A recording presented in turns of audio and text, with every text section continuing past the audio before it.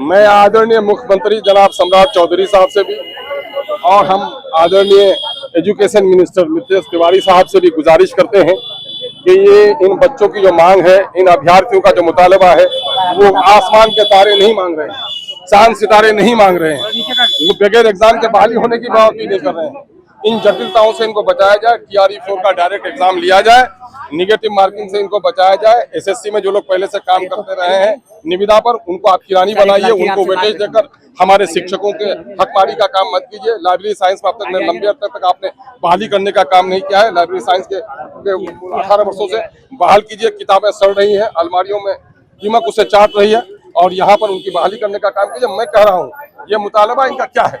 ये मुतालबा इनकी रोटी का नहीं है। सिर्फ मसला यह है कि जिस स्कूल में शिक्षक नहीं है, जाहिर है कि वहाँ पढ़ाई बाधित हो रही है। तो पढ़ाई बाधित हो रही है, ये किन की पढ़ाई बाधित हो रही है? ये पढ़ाई बाधित हो रही है गरीबों की, भिखमंगों के, ठेला चालकों के, मजदूरों के, किसानों के बच्चों की पढ़ाई बाधित हो रही है।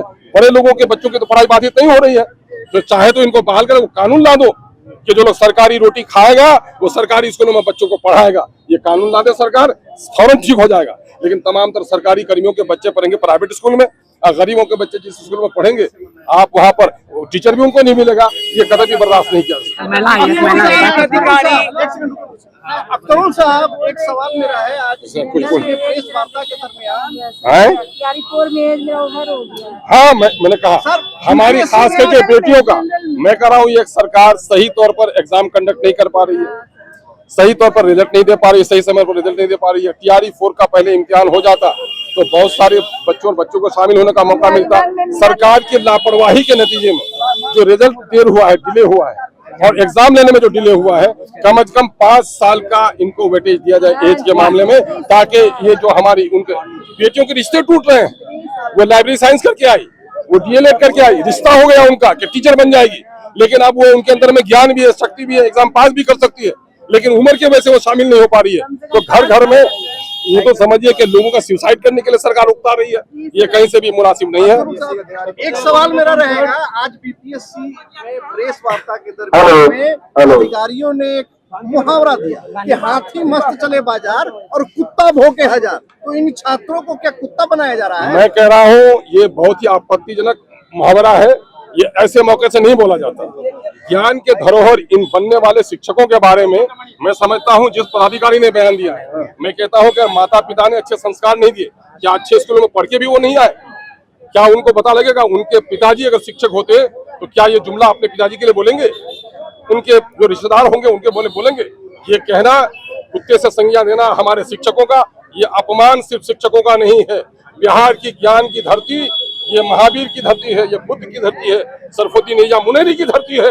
इससे तमाम तर उन विद्वानों का इसने अपमान किया है। इससे ऐसे पदाधिकारियों पर कार्रवाई होनी चाहिए।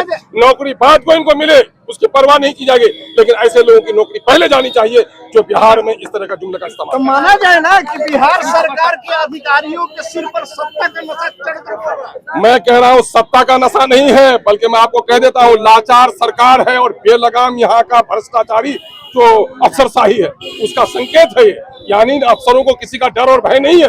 सरकार जब कमजोर होती है तो अफसरशाही वहां पर नंगा नाच जाती है। ये अफसरशाही का नंगा नाच। धर्मेंद्र प्रधान के इस्तीफे से लगता है मौजूदा सरकार ने कोई सबक नहीं लिया। उस पदाधिकारी ने भी सबक नहीं लिया जिसने इस तरह का जुमला इस्तेमाल किया।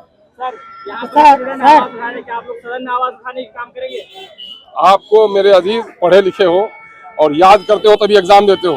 पिछले तमाम तर प्रोसीडिंग हाउस के देख लो कि MIM ने एजुकेशन के लिए, बाढ़ के लिए, सामाजिक दलित के इंसाफ के लिए, मॉब लिंचिंग के लिए, गरीबों, दलितों और मजलूमों के इंसाफ की जो आवाज उठाई है, कोई पार्टी नहीं उठा सकी है।